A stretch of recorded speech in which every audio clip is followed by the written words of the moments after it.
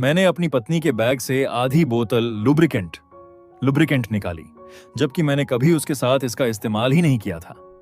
मैंने बाजार से 2 बोतल स्ट्रॉन्ग ग्लू, मजबूत गोंद खरीदी और पूरी की पूरी उसमें भर दी। आधी रात को हमारे घर का कुत्ता इतनी जोर से चिल्लाया कि पूरा घर गूंज उठा, और उसी रात मेरी पत्नी की आधी टांग ही गायब थी। कहानी की शुरुआत के कुछ दिन पहले मेरी पत्नी अपने पसंदीदा ब्लैक सिल्क स्टॉकिंग्स पहनकर इंटरव्यू देने गई थी। वह काम सिर्फ 3 मिनट का था, लेकिन मैं उसके ऑफिस के बाहर खड़ा रहा और पूरे 3 घंटे तक इंतजार करता रहा। जैसे ही इंटरव्यू खत्म हुआ, उसकी टांगों पर पहनी सिल्क स्टॉकिंग्स फटी हुई थीं। मेरा दिल जोर से धड़का। मैंने खुद को शांत किया और सोचा कि ज्यादा मत सोचो। लेकिन जब उसने झुककर जूते बदले तो मैंने देखा कि उन फटी हुई स्टॉकिंग्स पर कुछ चिपचिपा स्टिकी पदार्थ लगा था। मेरे हाथ कंट्रोल के बाहर कांपने लगे।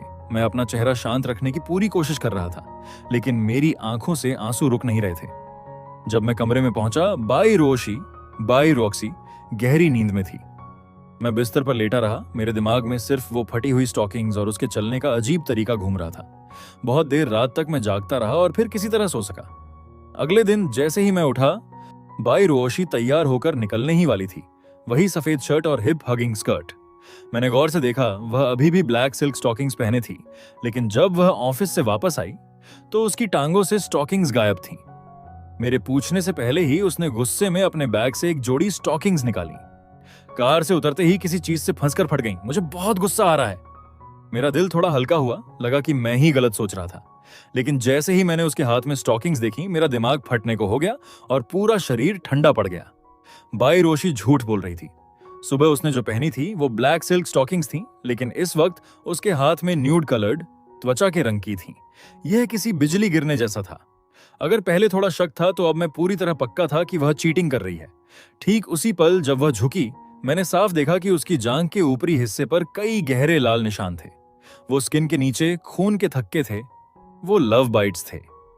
मैं और बाई रोशी कॉलेज में पार्ट टाइम जॉब के दौरान मिले थे। ग्रेजुएशन के बाद हमने साथ में स्टार्टअप शुरू किया।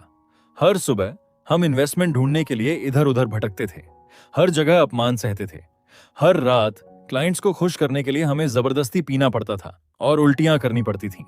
सबसे मुश्किल दिनों में हम ब्रेकफास्ट शॉप से बन खरीदते थे और छिपकर उसमें अचार और मूली मिला लेते थे, ताकि उसे दोपहर के लंच की तरह खा सकें। अच्छी बात यह थी कि मेहनत रंग लाई और हमारी छोटी सी कंपनी एक बड़ी फर्म बन गई। उस दिन बाई रोशी ने कहा कि वह अब काम नहीं करना चाहती, घर पर रहना चाहती है। मैं मुस्कुराया और मान गया। उसने मेरे साथ बहुत दुख देखे थे, बहुत अपमान सहा था। उसके बाद से वह घर पर ही रहने लगी। रोज शॉपिंग करती, नेल आर्ट और ब्यूटी पार्लर जाती। उसने मुझे भी नजरअंदाज नहीं किया। हर सुबह मेरी सूट प्रेस की हुई मिलती और रात को घर आते ही ताजा खाना तैयार रहता। लेकिन मैंने कभी नहीं सोचा था कि हमारा हमेशा के लिए वाला वादा सिर्फ 3 साल में टूट जाएगा। न जाने कब से वह शिकायत करने लगी कि हमारी गाड़ी उसकी सहेलियों की गाड़ी से छोटी है, ब्रांडेड बैग का लेटेस्ट मॉडल नहीं है। कभी कभी जब मैं घर आता तो मेज खाली होती, कोई खाना नहीं होता। इन सब बातों से मुझे फर्क नहीं पड़ता था। मैं मेहनत करता था ताकि वह बेहतर जी सके। गाड़ी खराब थी तो मैंने नई खरीदी। बैग लेटेस्ट नहीं था तो मैंने उसे खरीद कर दिया। खाना नहीं था तो मैं खुद बनाने लगा। लेकिन मैंने कभी नहीं सोचा था कि वह मुझे धोखा देगी। जब भी उसके चीटिंग के ख्याल मेरे दिमाग में आते, मैं शांत नहीं रह पाता। अगले दिन उसके ऑफिस जाने के बाद मैंने उसी कंपनी में एक एंट्री लेवल जॉब के लिए रेज्यूमे भेजा। 1 घंटे के अंदर इंटरव्यू का बुलावा आ गया। मैंने अपना सूट उतारा, चेक शर्ट और जीन्स पहनी और इंटरव्यू देने चला गया। मेरा इंटरव्यू एक युवा लड़की ने लिया। मेरी योग्यता उस छोटे से पद के लिए एकदम सही थी। बस कुछ बातचीत हुई और अगले दिन काम पर आने को कह दिया गया। अगले दिन सुबह सुबह मैं ऑफिस पहुंचा और कोने में एक ऐसी सीट चुनी जहां से मैं पूरे ऑफिस को देख सकूं, बिना किसी के ध्यान में आए। काम शुरू होने के आधे घंटे बाद बाई रोशी आई। वही शर्ट, स्कर्ट और स्टॉकिंग्स। उसकी सीट बॉस के ऑफिस के बगल में थी। पूरी सुबह मैं उसे घूरता रहा, उस जनफू अवैध प्रेमी को ढूंढने की कोशिश में। लेकिन पूरी सुबह वह सिर्फ अपनी सीट पर बैठकर फोन चलाती रही, मेकअप और लिपस्टिक ठीक करती रही। काम करने की तो छोड़ो, उसने कंप्यूटर तक ऑनन नहीं किया। मैं सोच में ही था कि बाई रोशी उठी, बॉस के ऑफिस के अंदर गई और दरवाजा बंद कर लिया। खिड़की पर लगे ब्लाइंड्स, पर्दे भी उसने तुरंत बंद कर दिए। करीब 1 घंटे बाद ऑफिस का दरवाजा खुला। बाई रोशी बाहर निकली। उसके होंठ बुरी तरह सूजे हुए थे। उसकी शर्ट की स्कर्ट पर कई सिलवटें थीं और वह अपने बिखरे हुए बालों को ठीक करती हुई वॉशरूम की तरफ चली गई। मैं वॉशरूम के रास्ते की तरफ घूर रहा था। पास बैठे सहकर्मी झाओ पेंग ने अपनी कोहनी से मुझे धक्का दिया। अरे, इस औरत के पीछे मत पड़ो, इसका मालिक पहले से है। मैंने उसकी बात पर ध्यान नहीं दिया और हमें अपने मुट्ठियां भींची और खड़ा हो गया। झाओ पेंग डर गया और फुसफुसाया, पागल हो क्या, मुझे डरा दिया। जब मैं बॉस के ऑफिस के पास पहुंचा, मैंने अपनी चाल धीमी कर ली। अंदर एक 30 साल का आदमी था जिसने गोल्ड रिम्ड ग्लासेस पहने थे। वह अपनी सूट पैंट की जिप ऊपर कर रहा था। वॉशरूम से आने के बाद बाई रोशी अपनी सीट पर चुपचाप फोन चलाती रही। काम के बाद मैं ऑफिस के बाहर 1 घंटे तक रुक गया। जब मैं घर पहुंचा, वह नहाकर बाहर आई थी। 30 डिग्री की गर्मी में वह लंबी बाजू की स्लीपिंग ड्रेस पहनी थी। मैं सब कुछ समझ गया। मैंने जानबूझकर पूछा, इतनी गर्मी है, तुमने लंबी बाजू क्यों पहनी है? बाई रोशी हकलाते हुए बोली, कुछ दिनों में पीरियड आने वाले हैं, क्या तुम हमेशा मुझे गर्म रहने के लिए नहीं कहते? अच्छा, तो गर्म रहना जरूरी है। मैं उसकी आंखों में घूरता रहा। शायद मेरी नजरें बहुत तेज थीं। बाई रोशी मेरी नजरें नहीं मिला पा रही थी। जब वह बिल्कुल हार मानने वाली थी, मैंने धीरे से कहा, इन दिनों प्रोजेक्ट बहुत व्यस्त है, मैं ऑफिस में ही सो जाऊंगा, रात को ओवरटाइम करना है, डर है कि कहीं तुम्हें जगह ना दूं। यह सुनकर बाई रोशी ने राहत की सांस ली। पूरा शरीर ढीला छोड़ दिया। तुम्हारे काम के लिए जरूरी है, मेरी चिंता मत करो। यह कहकर वह ऐसे कमरे में भागी जैसे जान बचा रही हो। उसे ऐसे बेरहमी से दरवाजा बंद करते देख मेरे दिल में कड़वी हंसी आई। वह राहत की सांस क्यों न लेती? आखिर वह मुझे अपने शरीर पर लगे उन संदिग्ध निशानों की क्या व्याख्या देती? उसके साथ एक ही कमरे में रहने से मुझे डर था कि मैं कहीं फट न पड़ूं। समय अभी नहीं आया था। चाहे मैं कितना भी घृणा, डिस्गस्ट क्यों न महसूस करूं, मुझे अभी सहना ही था। अगले कुछ दिनों तक बाई रोशी सामान्य रूप से ऑफिस जाती रही। बस हर दिन बॉस के ऑफिस में 1-2 घंटे बिताती। कभी सुबह शाम, दोनों बार। झूठ बोलना कितना कठिन है, मैं पूरे दिन उसी कंपनी में था। ऊपर से काम का नाटक करता और अंदर ही अंदर उस पर नजर रखता। रात को अपनी कंपनी में वापस जाता, जरूरी फाइल्स निपटाता। मुझे कोई ठोस सबूत नहीं मिल पा रहा था। तब तक जब तक कि एक दिन वह लड़की, जो ऑफिस में फोन चलाने के अलावा कुछ नहीं करती थी, अचानक अपने सहकर्मियों पर बरस पड़ी। एडमिन विभाग हर दिन सफाई कर्मचारी, क्लीनर की व्यवस्था करता था। कभी कोई समस्या नहीं आई। लेकिन इस महीने जब सफाई का खर्च पास होने वाला था, तो बाई रोशी ने उसे रोक दिया। इतनी छोटी बात के लिए क्लीनर की क्या जरूरत है? हर कर्मचारी को खुद ही सफाई कर लेनी चाहिए। एक क्लीनर की महीने की सैलरी 6,000 है। क्या पैसे पेड़ों पर उगते हैं? इस महीने का खर्च रोक कर रखो।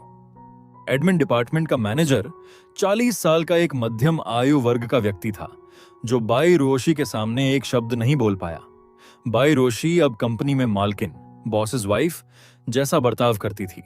मैनेजर डरते डरते बस सिर हिलाकर मान गया।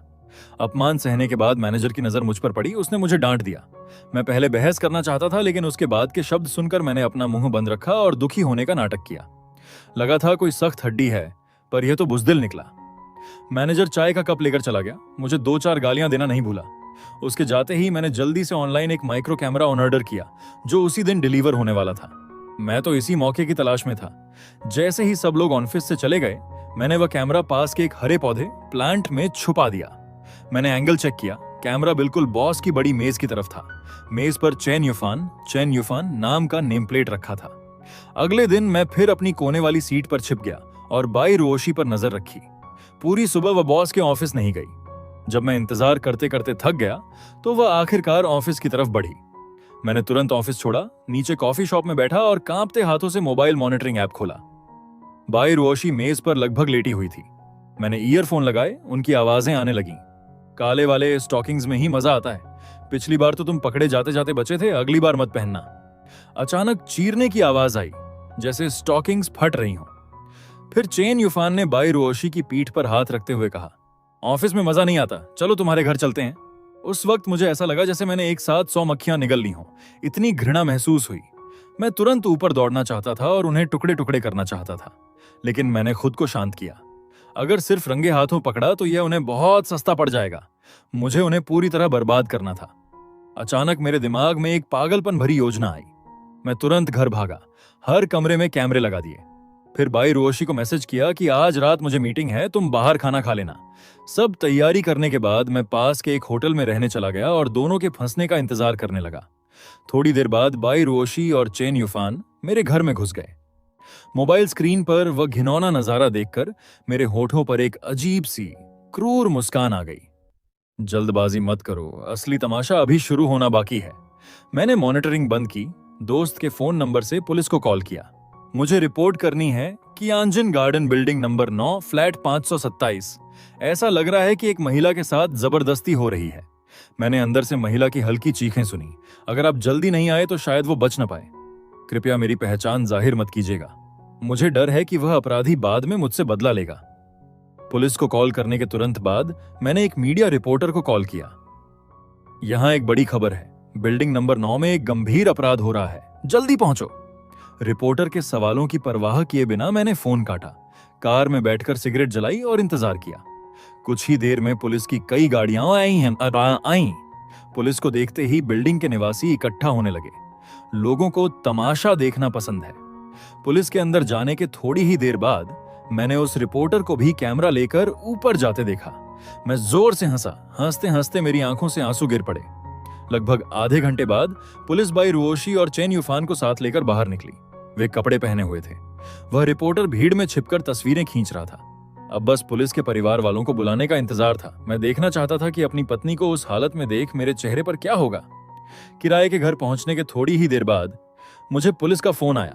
मैं हल्के मुस्कुराया लेकिन हैरान होने का नाटक किया। हाँ, मैं बोल रहा हूं, क्या बात है? मामला यह है कि हमें रिपोर्ट मिली थी कि तुम्हारी पत्नी के साथ जबरदस्ती हो रही थी। इससे पहले कि पुलिस पूरी बात कह पाती, मैंने घबराकर बात काट दी। क्या कहा? मेरी पत्नी के साथ किसी ने बदतमीजी की, उसकी जान खतरे में है, क्या यह सच है? पुलिस ने कहा, पहले आप शांत हो जाइए। मैं कैसे शांत हो सकता था? मेरी पत्नी का क्या हुआ? 2 बार टोकने के बाद पुलिस ने सख्ती से कहा, सर पहले आप मेरी बात सुनिए, आपकी पत्नी के साथ कोई जबरदस्ती नहीं हुई है। मैंने राहत की सांस लेने का नाटक करते हुए कहा, चलो ये अच्छी बात है कि बाई रोशी सुरक्षित है। वह किसी के द्वारा जबरदस्ती नहीं बल्कि उसने खुद ही धोखा दिया है। हमारी जांच के अनुसार वे स्वेच्छा विलिंगली से शारीरिक संबंध बना रहे थे। पुलिस वाले के इस बेवकूफी भरे वाक्य ने मुझे लंबे समय तक चुप कर दिया। मैंने बुरी तरह टूटे हुए इंसान का अभिनय किया। मिस्टर फैंगहन, क्या आप ठीक हैं? मैं जानता हूं कि यह आपके लिए स्वीकार करना कठिन है, लेकिन आपको मजबूत रहना होगा। कोई गलत कदम मत उठाइएगा। मेरी आवाज में कड़वाहट भरी थी। मैं ठीक हूं, बस ये खबर बहुत अचानक है। मुझे इसे समझने के लिए थोड़ा समय चाहिए। वैसे आपने मेरे सास ससुर को तो नहीं बताया ना? उनके पिता की उम्र 50 से ऊपर है, स्वास्थ्य ठीक नहीं है, शायद वे यह सदमा न झेल सकें। माफ कीजिएगा, मैंने पहले ही उन्हें फोन कर दिया है, वे अभी रास्ते में ही हैं। मैं भी अभी वहीं आ रहा हूं। यह कहकर मैंने फोन काट दिया और फोन बिस्तर पर फेंक दिया। बाई रोशी, मैं देखना चाहता हूं कि तुम अपने माता पिता का सामना कैसे करोगी। एक ठंडी मुस्कान के साथ मैंने सोचा कि उनके सामने मुझे कैसा रवैया अपनाना चाहिए। रात के 12 बजे तक मैं अपना सामान समेटकर पुलिस स्टेशन पहुंचा। कार से उतरते ही मैंने अत्यधिक घबराहट का नाटक किया और स्टेशन के अंदर दौड़ गया। माहौल बहुत तनावपूर्ण था। बाई रोशी कुर्सी पर खाली निगाहों से बैठी थी। मुझे देखते ही उसने शर्म से सिर झुका लिया। पुलिस अधिकारी से औपचारिकताएं पूरी करने के बाद मैं धीरे से अपनी पत्नी के पास गया। मैंने उसका हाथ धीरे से पकड़ा। बाई रोशी ने पीछे हटने की कोशिश की, लेकिन मैंने उसे जोर से पकड़ लिया। मैंने धीमी आवाज में पूछा, पत्नी, क्या मैंने तुम्हारे लिए कुछ कम किया? क्या मैं तुम्हारे लिए काफी अच्छा नहीं था? बाई रोशी अपनी नजरें बचाती रही और खामोश रही। मैं कुछ और कहने ही वाला था कि तभी फोन बज गया। कॉलर आईडी देखकर मैंने बाई रोशी से कहा, पापा मम्मी का फोन है, तुम झूठ बोल सकती हो लेकिन यह सोच लेना कि उन्हें कैसे समझाओगी। यह कहकर मैं फोन सुनने के लिए एक तरफ गया। क्या? पापा को फिर से दिल का दौरा पड़ा? मैं पुलिस स्टेशन में हूं, अभी बाई रोशी को लेकर आ रहा हूं। मैंने बाई रोशी की तरफ मुड़कर देखा। खड़ी क्या हो, चलो, तुम्हारे पापा को तुम्हारी वजह से अस्पताल पहुंचना पड़ा। हमारे मामले पर घर चलकर बात करेंगे।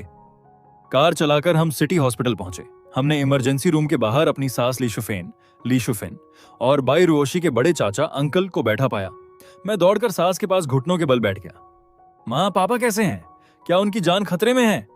ली शुफेन ने मुझे देखा और मेरा हाथ थाम लिया। फेंगहान, माफ कर देना, हमने अपनी बेटी को सही संस्कार नहीं दिए।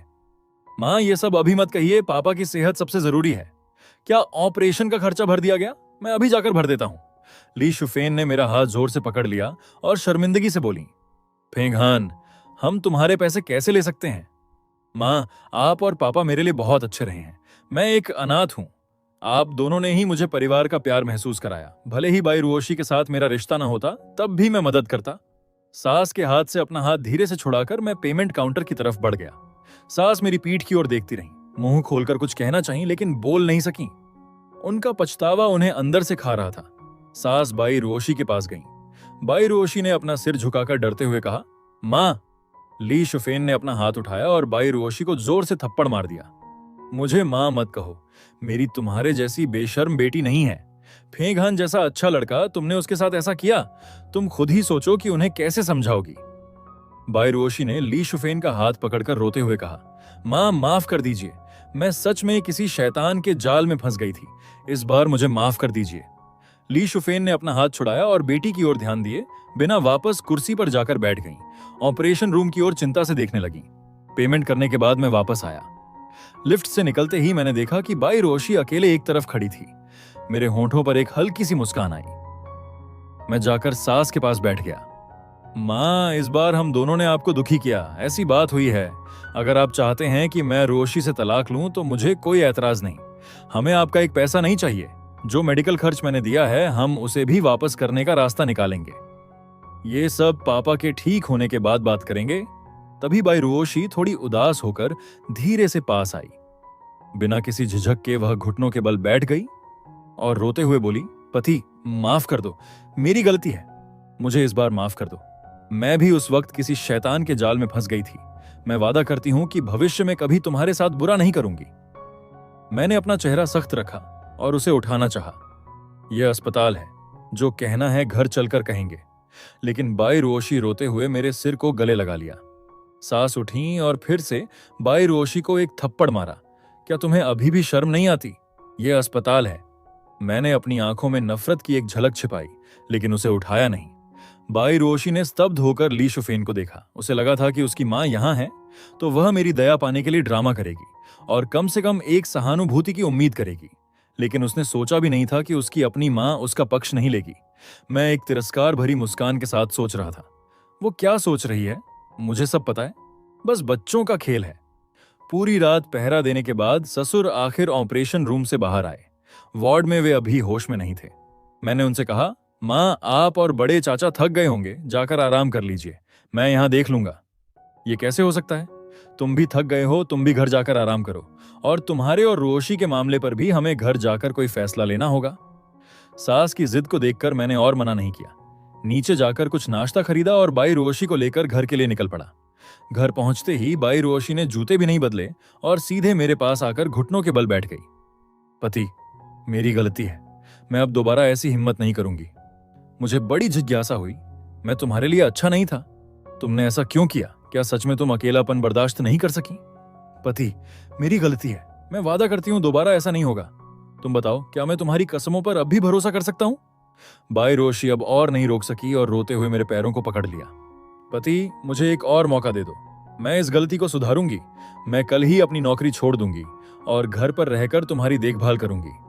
पति, तुम मुझे मार लो, शायद इससे तुम्हारे मन को शांति मिल जाए। मैंने बाई रुओशी को धक्का दिया और उसे देखा, फिर अपना हाथ उठाया और जोर से थप्पड़ मारने के लिए आगे बढ़ा।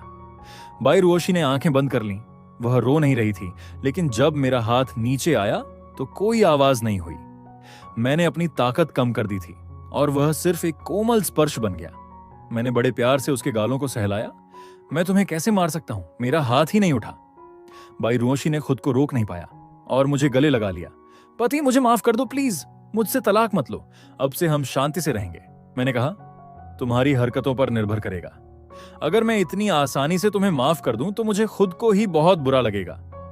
बाई रुओशी ने बड़ी खुशी के साथ वादा किया, मैं पक्का बहुत अच्छा बर्ताव करूंगी। मैं वादा करती हूं तुम मेरा बदलाव देखोगे। खाना खाने के बाद ही हम दोपहर का खाना लेकर उसके माता पिता से मिलने अस्पताल गए। अस्पताल के कमरे के बाहर मैंने दरवाजा खटखटाया और अंदर गया।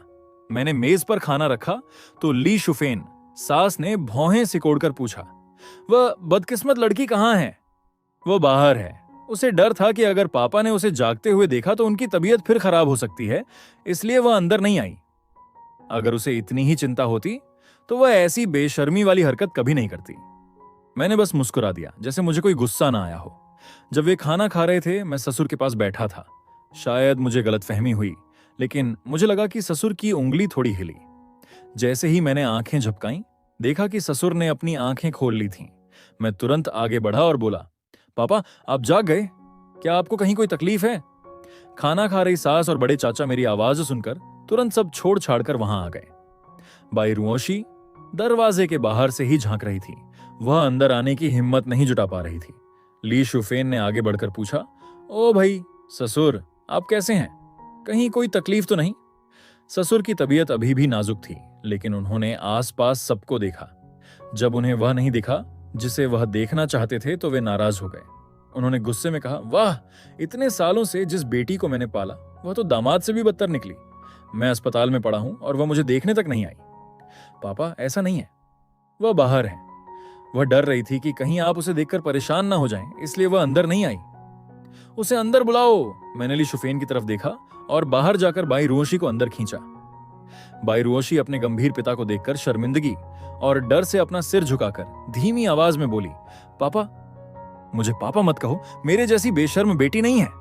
बाई रुओशी फौरन जमीन पर घुटनों के बल बैठ गई और रोते हुए बोली, पापा मुझे माफ कर दो, मुझे सच में अपनी गलती का एहसास है। कितनी अनुभवी हो गई है, सोचना पड़ा। ससुर ने उठने की कोशिश की, लेकिन शरीर में ताकत नहीं थी। उन्होंने बाई रुओशी की ओर देखकर कहा, फेंक खान, मैं जानता हूं तुम्हारे दिल में बहुत गुस्सा है, मेरी तरफ से उसे एक थप्पड़ मारो। मैं ससुर को एक तक देखता रहा। मुझे समझ नहीं आ रहा था कि क्या करूं। मैं सच में उसे मारना चाहता था, लेकिन डर था कि कहीं यह कोई जाल ना हो। ससुर ने जब देखा कि मैं रुका हुआ हूं तो उन्होंने आगे कहा, क्या हुआ? क्या एक औरत को मारना भी नहीं आता? क्या तुम मर्द नहीं हो? जब उन्होंने ऐसा कहा तो मैंने बिना देर किए अपना हाथ उठाया और बाई रुओशी के गाल पर एक जोरदार थप्पड़ जड़ दिया। अस्पताल के कमरे में उस थप्पड़ की आवाज गूंज गई। ससुर का चेहरा थोड़ा सुकून भरा हुआ लगा। वे मुझे मजबूर कर रहे थे कि मैं अपनी नफरत बाहर निकालूं, क्योंकि तभी इस शादी को बचाया जा सकता था। हालांकि बाई रुओशी को जोर का थप्पड़ लगा, पर वह खुश थी क्योंकि मैंने उसे मारा था। इसका मतलब था कि अभी भी उसके पास मुझे माफ करवाने का मौका है। मैंने पीछे मुड़कर उसके दूसरे गाल पर भी एक थप्पड़ मार दिया और इस बार मैंने रुककर सास की ओर देखा और निवेदन किया, मां अब रहने दीजिए। ससुर ने खिड़की की तरफ मुड़कर कहा, चूंकि तुम निवेदन कर रहे हो तो ठीक है, इसे ले जाओ, मैं अब इसे नहीं देखना चाहता। तुम लोगों की मर्जी है, चाहे तलाक लो या साथ रहो, हमें कोई शिकायत नहीं होगी। मैंने कुछ नहीं कहा। मां आप आराम कीजिए, जरूरत पड़े तो बुला लीजिएगा। यह कहकर मैं बाई रुओशी को लेकर वहां से निकल गया। वह किसी आज्ञाकारी बच्चे की तरह मेरे पीछे पीछे आ रही थी। पहले जब हम चलते थे तो हमेशा वह आगे होती थी, लेकिन अब वह पीछे थी। इस घर का ओहदा बदल चुका था। घर पहुंचकर बाई रुओशी सफाई करने लगी। वह एक पल भी खाली नहीं बैठना चाहती थी। वह अपनी उपयोगिता साबित करना चाहती थी, लेकिन वह मुझसे बात करने की हिम्मत भी नहीं कर रही थी। डर था कि कहीं फिर से गुस्सा ना हो जाऊं। असल में अगर बाई रुओशी अभी तलाक मांग लेती तो मेरी आगे की योजनाएं सफल नहीं होती, लेकिन दुर्भाग्य से उसमें अपने मायके वालों के तानों का सामना करने की हिम्मत नहीं थी। वह तलाक नहीं चाहती थी। मैं ही वह आखिरी तिनका था जिसे वह पकड़े हुए थी। उसने इंटरनेट और खबरें देखी थीं। अब वह पूरे नानचिंग शहर में बदनाम हो चुकी थी। जो नैतिक बदनामी उसने झेली थी वह उसका जीवन बर्बाद करने के लिए काफी थी। अब बाई रुओशी सिर्फ मेरी एड में अपनी जान बचा सकती थी। मैंने काम में व्यस्त बाई रुओशी को देखा और मेरे होंठों पर एक ठंडी मुस्कान आ गई। किसी नौकरानी की तरह उसे आदेश देते हुए मैंने कहा, जाओ मेरे लिए चाय लाओ। बाई रुओशी ने तुरंत काम छोड़ा और चाय बनाने भाग गई। अब वह मुझे खुश करने की हर मुमकिन कोशिश कर रही थी ताकि मैं तलाक न मांगू। इसके बाद मैंने इंटरनेट पर जाकर कल रात की घटना देखी। नीचे कमेंट सेक्शन में लोगों की गालियां देखकर मुझे तसल्ली हुई। रात का खाना खाने के बाद मैं अस्पताल खाना पहुंचाने गया। इस बार मैं बाई रुओशी को साथ नहीं ले गया। उसे भी थोड़ा अकेले रहने का समय चाहिए था। मॉनिटरिंग कैमरा में देखा कि बाई रुओशी सोफे पर अकेली घुटनों को पकड़कर बैठी है और मोबाइल की रोशनी में शायद नेट पर वही वीडियो और गालियां देख रही है। वह फूट फूट कर रो रही थी। ये तो अभी शुरुआत है, इतनी जल्दी टूट गई। मैंने ठंडी मुस्कान के साथ फोन बंद किया और अस्पताल पहुंचा। ससुर के साथ खाना खाने के बाद ससुर ने धीमी आवाज में कहा, मेरी सेहत अब काफी सुधर गई है। यहां परेशान करना ठीक नहीं है। मैं कल अस्पताल से छुट्टी लेकर घर जाना चाहता हूं। पापा, अभी आपकी सेहत पूरी तरह ठीक नहीं है। कुछ दिन और निगरानी में रहिए। हालांकि मैं ऐसा कह रहा था, लेकिन अंदर ही अंदर मैं बहुत खुश था, क्योंकि बाई रुओशी को अभी तक यह नहीं पता था कि उसकी आगे की स्थिति कितनी भयानक होने वाली है। अगले दिन सुबह जल्दी बाई रुओशी ने मुझे जगाया। पति, आज पापा अस्पताल से छुट्टी पा रहे हैं। मुझे पता है, मैं थोड़ी देर में वहां पहुंच जाऊंगा, तुम भी साथ चलो। खाना खाने के बाद मैं बाई रोशी को लेकर अस्पताल पहुंचा। अस्पताल पहुंचकर मैंने बाई रोशी से कहा कि वो अपने माता पिता को लेने जाए, जबकि मैं डिस्चार्ज और अन्य भुगतान एक्सपेंसेस पूरा करने चला गया। ली शुफेन सास ने अपनी बेटी की तरफ देखा। अब उनके पास कहने को कुछ नहीं बचा था। डांट भी लिया था और मार भी लिया था। अब उनका मन था कि इसे इसके हाल पर छोड़ देना ही ठीक है। पापा मम्मी, आप लोग मेरे घर क्यों नहीं चल रहे? कुछ दिन मेरे साथ रहिए। बाई जियांगुओ ससुर ने हाथ हिलाकर मना कर दिया। फेंक खान, हम तुम्हें परेशान नहीं करेंगे, तुम हमें हमारे घर छोड़ दो। इन दिनों घर में कोई नहीं था और जो मुर्गियां और सुअर हमने पाले हैं उन्हें देखने के लिए हम बड़े चाचा अंकल को और परेशान नहीं कर सकते। जब ससुर ने ऐसा कहा तो मैंने ज्यादा जोर नहीं दिया। कार स्टार्ट की और शहर से बाहर उनके गांव की ओर निकल पड़ा। बाई रोशी को पायलट सीट पर बैठी खिड़की से बाहर देख रही थी। उसकी आंखों में एक अजीब सा डर था। अगर आज उसे किसी चीज से सबसे ज्यादा डर लग रहा था तो वह था अपने गांव वापस जाना। वह कल्पना कर सकती थी कि गांव के उन रिश्तेदारों और पड़ोसियों की नजरें उस पर कैसी होंगी। उसने मेरी तरफ देखा। आंखों में गिड़गिड़ाहट थी। वह मुझसे विनती कर रही थी कि मैं वहां ज्यादा देर न रुकूं। वह सच में बहुत डर चुकी थी। मैंने उसकी नजर को नजरअंदाज नहीं किया। मुझे पता था कि अगर किसी चीज को बहुत ज्यादा दबाया जाए तो वो उल्टा असर करती है।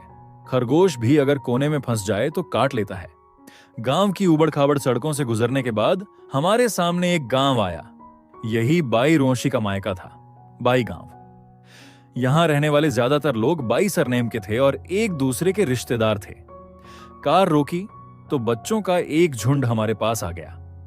मैंने कार से उतरकर उन्हें टॉफियां दी, तब कहीं जाकर वे शांत हुए। फेंक खान भैया, मैंने मम्मी से सुना कि बाई रोशी दीदी ने चीटिंग की है। ये चीटिंग क्या होती है? एक बच्चे ने मेरे पैर पकड़कर पूछा। मेरा चेहरा थोड़ा सख्त हो गया, लेकिन मैं नीचे झुककर बोला, छोटे बच्चे, इतनी बातें क्यों पूछ रहे हो? अगर फिर से पूछा तो देख लेना, मैं तुम्हारी सारी टॉफियां वापस छीन लूंगा। नहीं फेंक खान भैया, आप वादा नहीं तोड़ सकते। टॉफियां मुझे मिल चुकी हैं, आप वापस नहीं ले सकते। वह बच्चा टॉफी मुंह में भरकर भाग गया।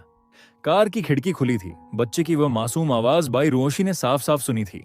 वह मासूमियत भरी बात सुनकर बाई रोशी शर्म से सिर भी नहीं उठा पाई। वह अपनी सीट पर सिकुड़कर कांप रही थी। अब पता चला शर्म क्या होती है। मैंने कार का दरवाजा खोला और कहा, चलो पापा मम्मी को नीचे उतारने में मदद करो, सावधानी से। सास ससुर को उतारने के बाद मैं पैसेंजर सीट की तरफ गया और खिड़की खटखटाई। खाना बनाओ, पापा मम्मी ने सुबह से कुछ नहीं खाया है। बाई रोशी ने सिर हिलाकर मना किया और मेरी ओर गिड़गिड़ाती नजरों से देखा। वह सच में यहां एक पल भी नहीं रुकना चाहती थी। क्या तुम चाहती हो कि मां खुद खाना बनाए? वह बहुत अनिच्छा, अनविलिंगली के साथ बाहर निकली। घर के अंदर जाते ही वह रसोई में घुस गई और बाहर नहीं निकली। बाई जियांगो परिवार के वापस आने की खबर पूरे गांव में फैल गई थी। जो रिश्तेदार करीबी थे वे मुझे देखने आ गए। उनमें से कुछ तो सिर्फ मजा लेने आए थे। भीड़ में इसके चारों ओर चाय पीकर बातें कर रही थी।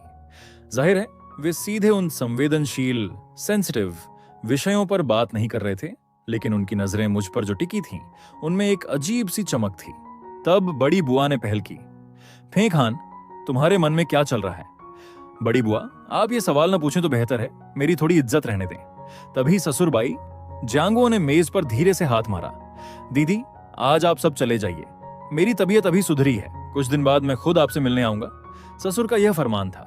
असल में यही सही समय था। अगर ये लोग एक बार रुक गए तो एक एक करके सब कुछ न कुछ ऐसी बातें बोलेंगे जो बर्दाश्त से बाहर होंगी। बाकी लोग भी उठ खड़े हुए। ठीक है, हम चलते हैं, किसी और दिन मिलेंगे। बाई रोशी लोगों के जाने के बाद ही खाना लेकर बाहर आई। उसने सब कुछ पहले से ही तैयार कर लिया था, बस बाहर लोग ज्यादा थे इसलिए वह डर के मारे रसोई में छिपी थी। ससुर ने उसे देखा तो चेहरा काला पड़ गया। मेज थपथपाते हुए चिल्लाए, क्या हुआ?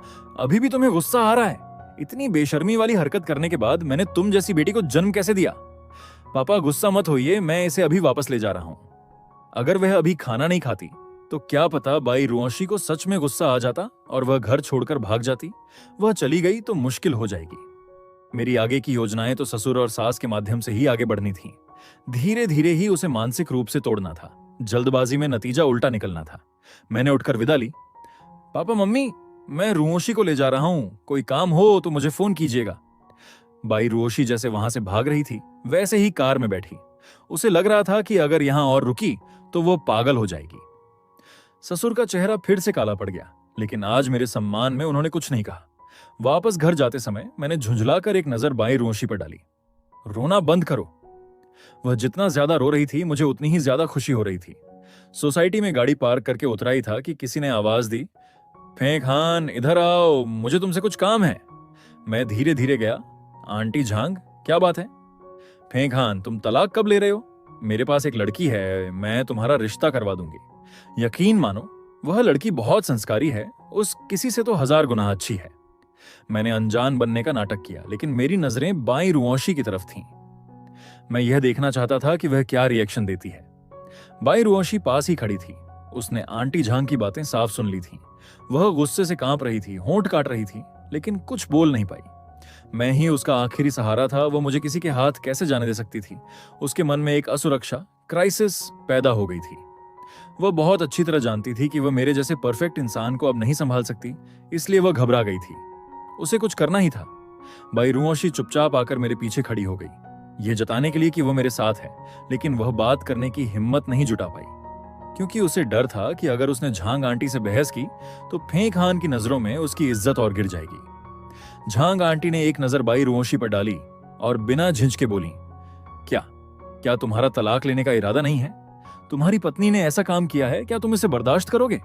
बाई रुओशी के होंठ कट कर खून निकल आए थे, लेकिन वह एक शब्द भी बोलने की हिम्मत नहीं कर पाई। मेरा चेहरा सख्त हो गया।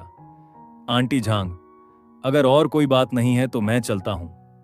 घर पहुंचकर मैं सोफे पर लेट गया और एक सिगरेट सुलगा ली। मैं अब बहुत शांत था।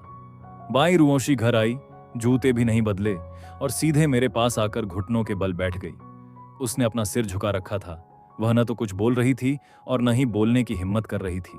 वह जानती थी कि मैं बहुत गुस्से में हूं, और इस समय वह जो कुछ भी कहेगी वह मेरे गुस्से को और भड़का देगी। सिगरेट का धुआं छोड़ते हुए मैंने कहा, तुम्हारा क्या मतलब है?